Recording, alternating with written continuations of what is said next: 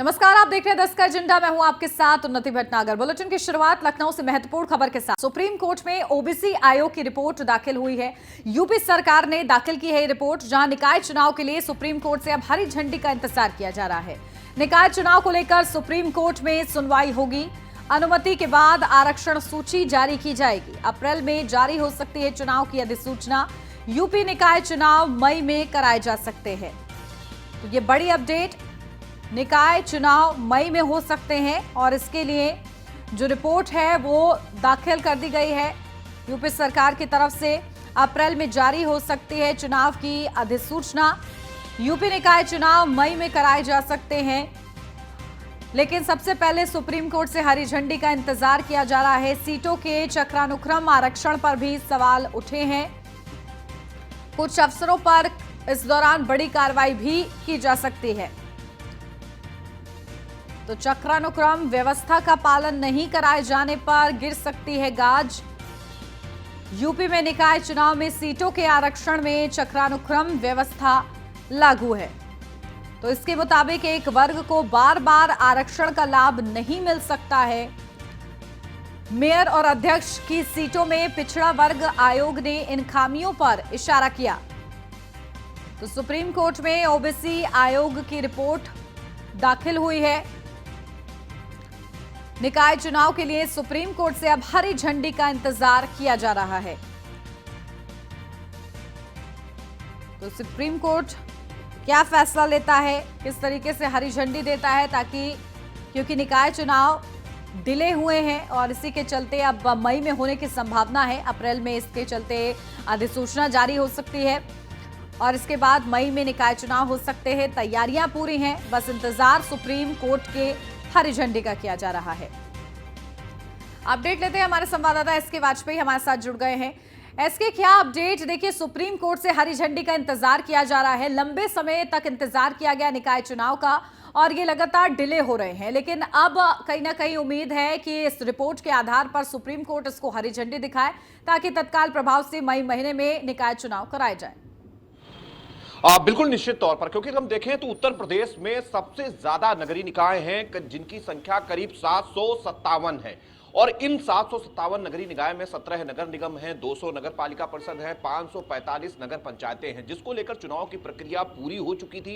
Rapid सर्वे कराया गया था, जिसके आधार पर आरक्षण ड्राफ्ट नोटिफिकेशन उत्तर प्रदेश सरकार की तरफ से 5 जनवरी 2023 को जारी कर दिया गया था। हालांकि इस पूरे मामले को लेकर आपत्तियां दाखिल हुई, मामला हाईकोर्ट में गया। हाईकोर्ट ने इस पूरे मामले को लेकर 12 जनवरी, 20 जनवरी, 24 जनवरी को लगातार सुनवाई की थी। उसके बाद हाईकोर्ट ने उत्तर प्रदेश सरकार के ड्राफ्ट नोटिफिकेशन पर रोक लगा दी थी, जिसके बाद उत्तर प्रदेश सरकार इस पूरे फैसले के खिलाफ सुप्रीम कोर्ट गई थी और सुप्रीम कोर्ट में उत्तर प्रदेश सरकार ने अपना पक्ष रखा था और उसने बताया था कि जो नियम है, जैसे कि अभी तक चुनाव होते आए हैं, जो कि रैपिड सर्वे के आधार पर हुए हैं, उस आधार पर चीजों को आगे बढ़ाया गया है। रैपिड सर्वे में जातिगत आरक्षण को भी ध्यान रखा गया है, लेकिन इस पूरे मामले को लेकर सुप्रीम कोर्ट ने साफ किया था कि एक आयोग बनना चाहिए, जो आयोग इस पूरे मामले में सर्वे करेगा और सर्वे के आधार पर जो आयोग की संस्तुतियां होंगी उस आधार पर आरक्षण को जारी किया जाएगा, जिसके बाद ये जो मेयर और साथ ही साथ जिला पंचायत स्तर के आरक्षण हैं वो डिक्लेयर होंगे। हालांकि पूरे मामले को लेकर एक आयोग गठन हुआ जो कि 31 मार्च तक अपनी रिपोर्ट देता, लेकिन उत्तर प्रदेश सरकार की तरफ से कोशिश की जा रही थी कि जल्द से जल्द चुनाव कराए जाएं, जिसको देखते हुए अब आयोग ने अपनी रिपोर्ट सरकार को दे दी थी और सरकार ने वो रिपोर्ट अब सुप्रीम कोर्ट में रख दी है। तो सीधे तौर पर अब सुप्रीम कोर्ट की तरफ से जो फैसला है उसका इंतजार है कि सुप्रीम कोर्ट क्या इस मामले को लेकर निर्देश जारी करता है। मसलन कि उत्तर प्रदेश सरकार को जो आयोग गठित हुआ था उसने कई सुझाव भी दिए हैं, कई आपत्तियां भी दाखिल की हैं, कई जिलों के रैपिड सर्वे पर आयोग की तरफ से सवाल भी उठाए गए हैं। तो ये बहुत सारे विषय हैं जो कि आयोग की रिपोर्ट में है। हालांकि ये पूरी रिपोर्ट अब सुप्रीम कोर्ट में है। अब देखना यह है कि सुप्रीम कोर्ट आयोग की जो संस्तुतियां हैं, अगर उसके आधार पर उत्तर प्रदेश सरकार आरक्षण व्यवस्था जारी करती है और आगे चुनाव प्रक्रिया को बढ़ाती है, तो सीधी सी बात है कि अप्रैल या मई में उत्तर प्रदेश में नगरीय निकाय के चुनाव हो सकते हैं। लेकिन अगर सुप्रीम कोर्ट जो आयोग विभिन्न आपत्तियां दे रहा है, विभिन्न संस्तुतियां कर रहा है, उनके आधार पर दोबारा रैपिड सर्वे होता है तो निश्चित है कि इसमें थोड़ा देरी हो सकती है। मतलब चुनाव अप्रैल के बजाय मई तक जा सकते हैं, क्योंकि जब अब नया ड्राफ्ट नोटिफिकेशन जारी होगा तो उसके बाद फिर से मौका दिया जाएगा कि आपत्तियां दाखिल हों और जो आपत्तियां आए उनका भी निस्तारण किया जाए।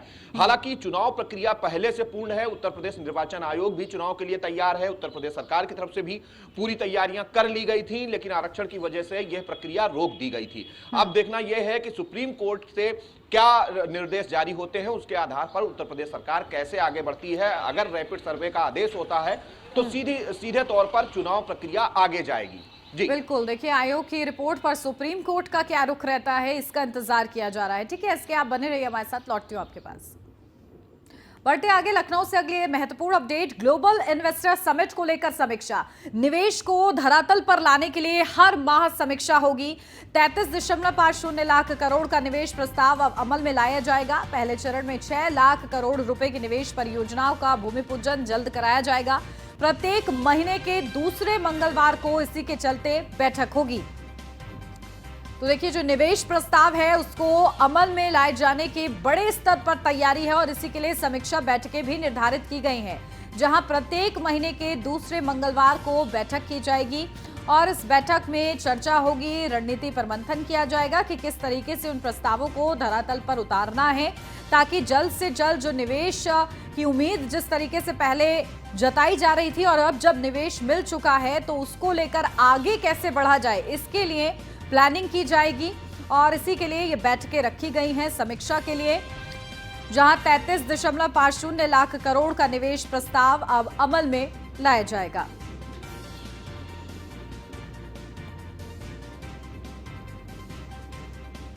तो अपडेट ले लेते हैं, हमारे संवाददाता एसके वाजपेयी बने हुए हमारे साथ। एसके, क्या अपडेट? देखिए, ग्लोबल इन्वेस्टर समिट जो कि एक बड़ी बात प्रदेश के लिए है, प्रदेश की प्रगति के लिए है। अब इस दौरान जो प्रस्ताव मिले हैं निवेश के, अब उनको धरातल पर लागू करने के लिए बड़ी समीक्षा बैठकों की तैयारी है।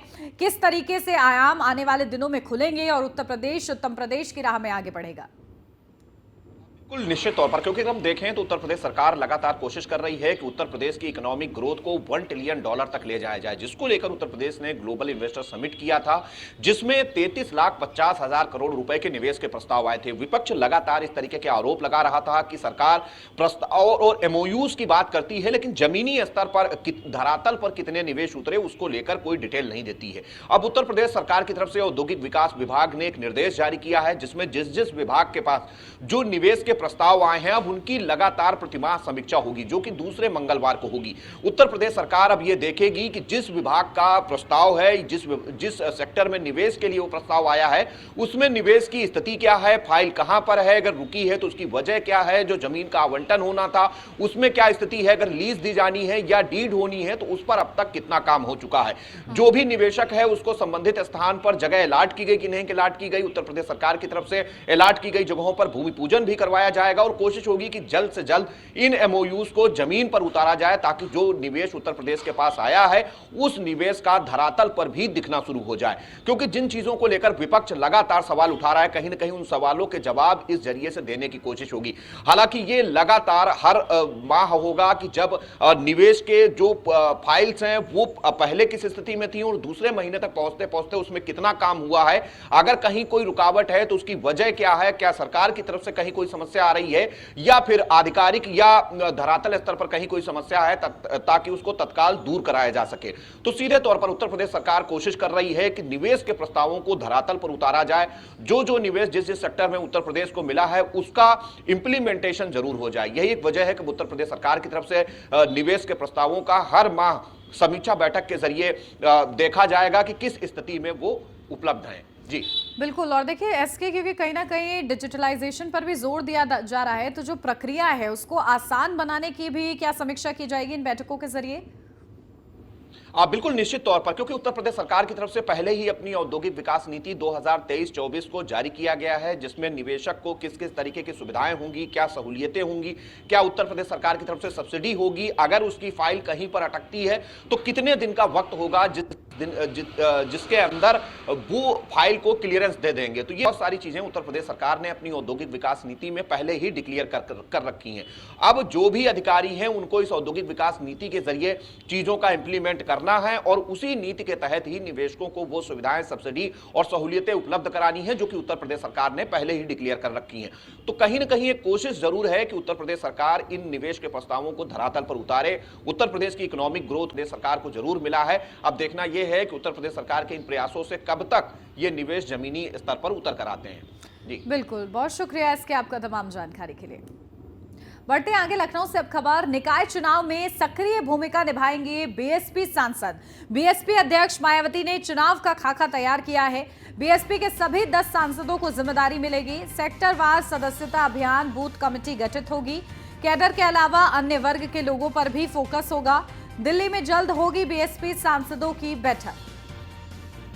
तो बीएसपी के सभी 10 सांसदों को जिम्मेदारी मिलेगी। सेक्टरवार सदस्यता अभियान, बूथ कमेटी गठित होगी। बड़े स्तर पर तैयारी जो है बीएसपी की तरफ से की जा रही है। निकाय चुनाव में सक्रियता बढ़ाने के लिए 10 सांसदों को बड़ी जिम्मेदारी दी जाएगी जो 2019 में बीएसपी के खाते से रहे हैं सांसद, और ऐसे में उन्हीं को बड़ी जिम्मेदारी सौंपी जाएगी। निकाय चुनाव में सक्रिय भूमिका निभाने के लिए बीएसपी सुप्रीमो मायावती का ये बड़ा प्लान सामने आया है। तो बीएसपी के सभी 10 सांसदों को महत्वपूर्ण जिम्मेदारी दी जाएगी। निकाय चुनाव के लिए खाका तैयार किया गया है। सेक्टरवार सदस्यता अभियान, बूथ कमेटी गठित होगी। तो कैडर के अलावा अन्य वर्ग के लोगों पर भी फोकस रहेगा।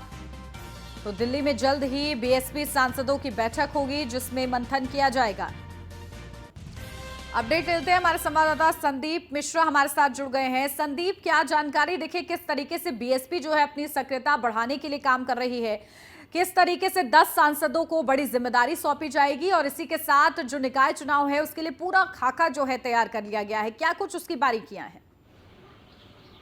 देखिए, बिल्कुल निश्चित तौर पे एक बात साफ है कि जिस तरीके से भारतीय जनता पार्टी लगातार अभियान चला के करे, उसी कैडर पे जाकर के अब बीएसपी यानी बहुजन समाजवादी पार्टी की जो अध्यक्ष हैं मायावती हैं, उन्होंने रणनीतियां बिल्कुल साफ कर दी हैं। आने वाले कुछ दिनों के अंदर दिल्ली में एक बड़ी बैठक करेंगी और उनके पास जो 10 सांसद हैं उन 10 सांसदों को जमीन पे उतारेंगी। यानी कि निकाय चुनाव को लेकर के वो जो रणनीतियां हैं वो साफ करना चाहती है कि निकाय चुनाव को लेकर के बीएसपी काफी मजबूती के साथ इस बार चुनाव लड़ने के इरादे से उतरेगी। और उत्तर प्रदेश में निकाय चुनाव को जिस तरह सक्रियता लगातार बढ़ती चली जा रही है, और पार्टियों की अगर बात करें तो वो भी लगातार अपनी सक्रियता बढ़ाते चले जा रहे हैं। उसी कड़ी की अगर बात करें तो बसपा सुप्रीमो ने भी अपनी रूपरेखा बना दी है और इस रूपरेखा के अंतर्गत अपने 10 सांसदों को लगाएंगे, जमीन पर लगाएंगे। इसके साथ साथ जमीन पे बूथ पे जाकर के उन अपने युवाओं को तैयार करेंगे। उन युवाओं को तैयार करने के बाद वोटर को आगे बढ़ाएंगे। जो जिनके वोटर लिस्ट में नाम नहीं है उन नामों को जोड़ेंगे। इसके साथ साथ में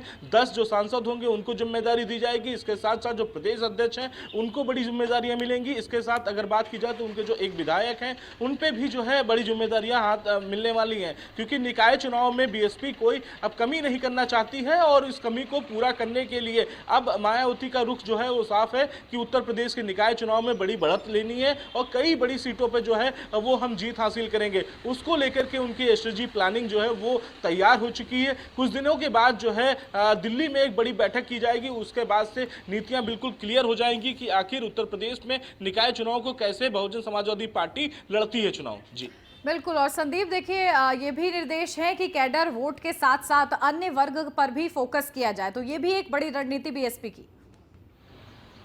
देखिए, बिल्कुल एक बात साफ है जो सूत्रों से पता चली थी कि अब जो दलित हैं, दलित तो उनके साथ में रहते इसके साथ में मुस्लिम वोटर को जो है बीएसपी जो है अपनी तरफ जो है खींचना चाहेगी। उसको लेकर के भी रणनीतियां साफ करना चाहती है और इसके साथ साथ पार्टी का जो रुख है वो निकाय चुनाव को लेकर फिलहाल फोकस करने का है। आने वाले आगामी चुनाव हैं उन चुनावों पर भी फोकस करने का। तो इनके पास जो बड़े चेहरे हैं बसपा के पास में, उन चेहरों पर चुनाव जो निश्चित तौर पर लड़ना चाहेंगी। उसके साथ साथ में कहां पे किस व्यक्ति को अपना सीटिंग प्लान देना है, किस व्यक्ति को कहां से खड़ा करना है, चुनाव लड़ाना है, उस पर भी प्लान करती नजर आएंगी। तो ये रणनीतियां बिल्कुल साफ है कि आने वाले समय में जो जिस तरीके से दलित और मुस्लिम को लेकर के जो है बहुजन समाजवादी पार्टी निकाय चुनाव में उतर सकती है और कुछ बड़े चेहरों को इन जिम्मेदारियों को सौंपा जा सकता है। तो ये निश्चित तौर पे कि उत्तर प्रदेश में जो निकाय चुनाव है इसको लेकर के बीएसपी की फोकस जो है पूरी तरीके से है और इस बार चुनाव में बड़ी बढ़त हासिल करने या कह सकते हैं कि कुछ सीटें जो है निकालने का प्रयोग जरूर करती नजर आएंगी। और इससे पहले की अगर बात करें तो अपने 10 सांसदों को जो है जमीन पे उतारेंगी और उसके साथ साथ और जमीन पे उतार करके उन चेहरों को सामने लाएंगे जो निकाय चुनाव को लेकर के तैयारियां पहले से करते चले आ रहे हैं। जी बिल्कुल, 2024 से पहले लगातार सभी पार्टियां जो है अपनी ताकत कहीं ना कहीं निकाय चुनाव में भी झोंकती नजर आ रही। ठीक है संदीप, आप बने रहिए हमारे साथ, लौटती हूँ आपके पास। बढ़ते आगे लखनऊ से अब खबर, एक सप्ताह में होगी प्रदेश कांग्रेस कमेटी की घोषणा। युवाओं, दलितों और पिछड़ों की 50-50% भागीदारी होगी। महिलाओं की हिस्सेदारी पहले के मुकाबले ज्यादा होगी। नई कमेटी में नहीं दिखेंगे पुराने पदाधिकारी। नामों को दिया गया है अंतिम रूप, औपचारिक घोषणा फिलहाल बाकी है। तो युवाओं, दलितों और पिछड़ों की 50-50% की भागीदारी होगी। महिलाओं की हिस्सेदारी पहले के मुकाबले ज्यादा होगी और इसी के साथ नामों को अंतिम रूप दिया गया है। औपचारिक घोषणा फिलहाल बाकी है। तो नई कमेटी में नहीं दिखेंगे पुराने पदाधिकारी। नामों को अंतिम रूप दे दिया गया है, अब बस औपचारिक घोषणा का इंतजार किया जा रहा है। तो एक सप्ताह में प्रदेश कांग्रेस कमेटी की घोषणा होगी। अपडेट देते संदीप मिश्रा हमारे संवाददाता बने हुए हैं। संदीप, क्या जानकारी? देखिए, बड़ी घोषणा का इंतजार किया जा रहा है कांग्रेस की तरफ से, क्या कुछ इसकी खासियत रहेंगी?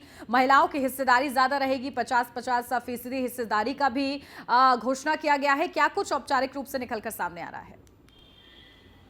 देखिए, बिल्कुल निश्चित तौर पे एक बात कहना चाहेंगे कि कांग्रेस की महासचिव प्रियंका गांधी जब उत्तर प्रदेश के लिए आई थी और विधानसभा चुनाव को लेकर लड़ना चाह रही थी तो सबसे पहले उन्होंने महिलाओं का नारा दिया था कि महिलाओं को सबसे ज्यादा वोट दिए जाएंगे, मतलब सबसे ज्यादा उनको टिकट बांटे जाएंगे। तो महिलाओं का नारा लेकर के महिलाओं का पोस्टर लगा करके सबसे आगे प्रियंका गांधी ने कदम रखा था और उसके बाद से विधानसभा में चुनाव में अगर देखा जाए तो करारी हार का सामना करना पड़ा था, मात्र 2 सीटें ही निकाल पाई थी। तो उसके बाद से रणनीतियां कांग्रेस की साफ होती नजर आ रही कि कांग्रेस जो है, अब पहले तो उनकी कमेटी पूरी भंग हो चुकी थी। भंग होने के बाद लगभग 4 महीने के बाद कांग्रेस को प्रदेश अध्यक्ष मिलते हैं। इसके बाद जो उनकी कार्यकारिणी पूरी है, समिति है, वो पूरी तरीके से ध्वस्त हो चुकी थी। यानी कि एक सप्ताह के अंदर अब जो है पूरी रिपोर्ट जो है वो बनाई जाएगी। उस रिपोर्ट में कई बड़े ऐसे चेहरे होंगे जो युवा चेहरे होंगे जिन पे कांग्रेस जो है भरोसा जता सकती है। यानी कि जो मठाधीश टाइप में जो नेता हैं, बड़े नेता हैं, उन नेताओं को दरकिनारे कर दिया जाएगा, उनको पार्टी से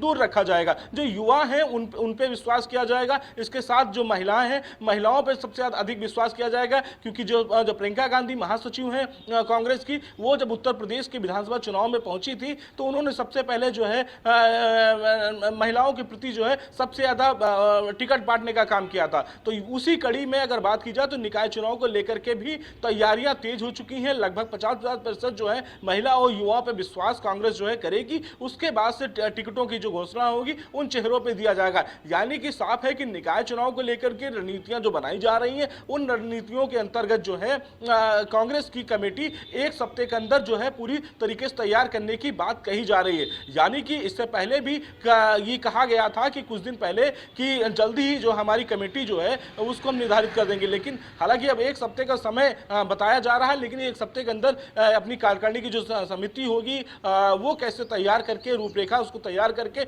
वो प्रस्तुत करेंगे, ये बड़ी बात होगी। जी बिल्कुल, तो नई कमेटी में क्या कुछ नया होगा ये देखना होगा। ठीक है, बहुत शुक्रिया संदीप आपका तमाम जानकारी के लिए।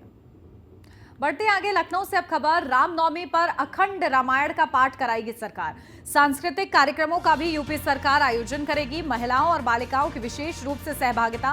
प्रमुख सचिव संस्कृति मुकेश मेश्राम की ओर से निर्देश, सभी मंडलायुक्तों और डीएम को निर्देश दिए गए हैं। रामनवमी पर बड़ी तैयारी है रामायण के पाठ कराने की सरकार की तरफ से, जहां महिलाओं और बालिकाओं की विशेष रूप से इसमें सहभागिता रहेगी। प्रमुख सचिव संस्कृति मुकेश मेश्राम की ओर से निर्देश जारी किए गए हैं। तो सभी मंडलायुक्तों और डीएम को निर्देश,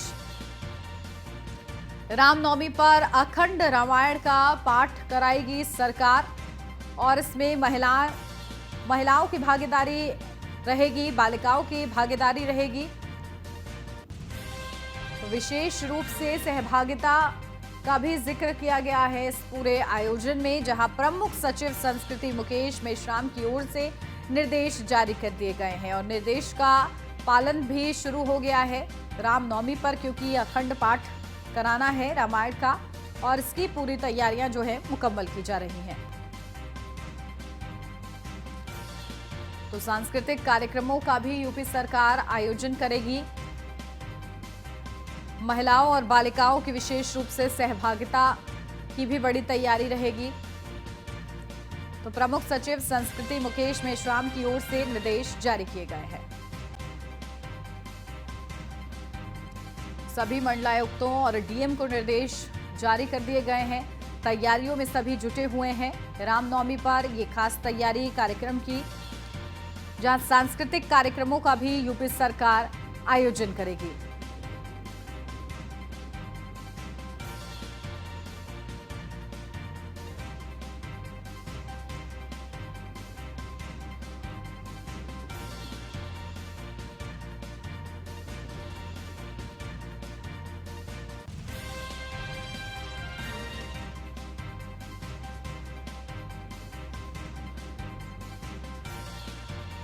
रामनवमी पर अखंड रामायण का पाठ कराया जाएगा और इसके लिए निर्देश जारी कर दिए गए हैं सभी मंडलायुक्तों को, डीएम को। महिलाओं और बालिकाओं की सहभागिता विशेष रूप से ज्यादा रहेगी और इसको लेकर किसी भी तरीके से जो कार्यक्रम है उसमें कोई विघ्न ना आए, इसको लेकर भी सुनिश्चित करना होगा प्रशासन को। इसके भी निर्देश जारी कर दिए गए हैं। शांतिपूर्ण तरीके से ये पूरे कार्यक्रम संपन्न हो, इसको लेकर भी निर्देश जारी किए गए हैं। तो लोगों की सहभागिता कैसे रहनी चाहिए, इसको लेकर भी आदेश जारी है।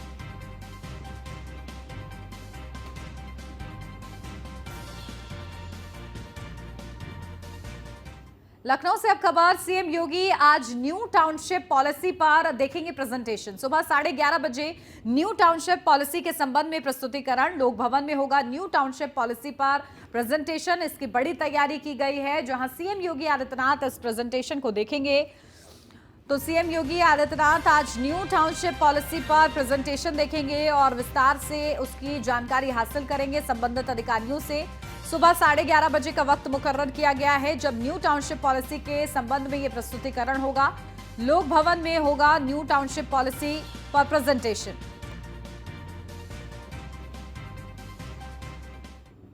आगरा से अब खबर, ताज नगरी में बार एंड रेस्टोरेंट में परोसी जा रही अश्लीलता। ताज नगरी में गानों की धुन पर अश्लीलता के ठुमके, विदेशी युवतियों लगा रही हैं महफिल में अश्लील ठुमके।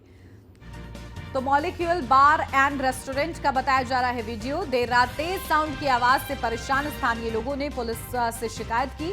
ताजगंज के फतेहाबाद रोड स्थित है मॉलिक्यूल बार एंड रेस्टोरेंट।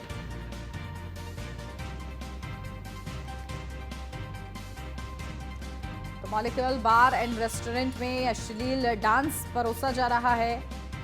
देर रात तेज आवाज की वजह से जो स्थानीय लोग हैं वो परेशान हुए हैं। उन्होंने प्रशासन को सूचना दी इस पूरे मामले की, जहां ताज नगरी में बार एंड रेस्टोरेंट में अश्लीलता परोसी जा रही है। ताज नगरी में गानों की धुन पर अश्लीलता के ये ठुमके, विदेशी युवतियां लगा रही हैं महफिल में अश्लील ठुमके। मॉलिक्यूल बार एंड रेस्टोरेंट का ये वीडियो बताया जा रहा है।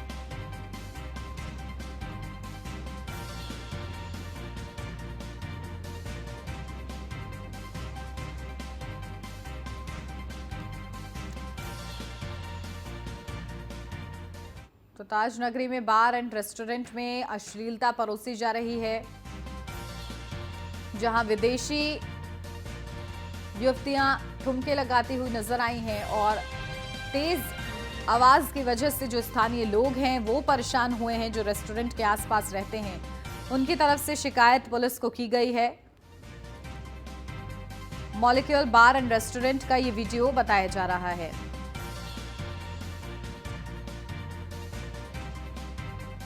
तो ताजगंज के फतेहाबाद रोड स्थित है मॉलिक्यूलर बार एंड रेस्टोरेंट। ताज नगरी में बार एंड रेस्टोरेंट में अश्लीलता परोसी जा रही है।